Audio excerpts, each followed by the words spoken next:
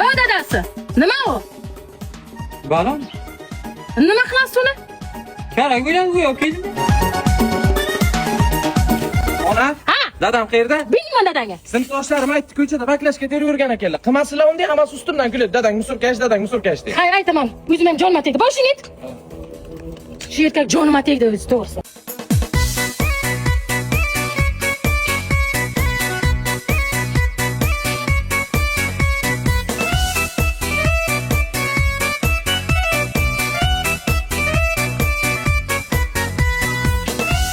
Bu nima qilasiz?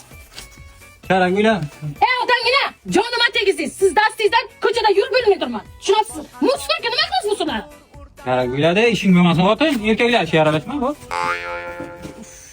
Mayli bularga chidasa bo'ladi. Bu nima kerak endi? Uy quramiz xotin, imorat qilsak kerak bo'ladi. Yarimta bilanmi? Uy qursak. Jonima tegdi. Mayli bunisiga ham chidasa. Bu nima? Bu kriz bo'lgan payt uydagi ishlar qilib yuribdi. Jonima tegdingiz borku.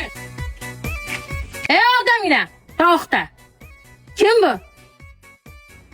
Bilmayman. Qayerdan olib kelyapsiz? Ko'chada yurgan ekan, kerak bo'ladi deb keldim. Kerak bo'ladimi sizga? Ha, sen odamgina ne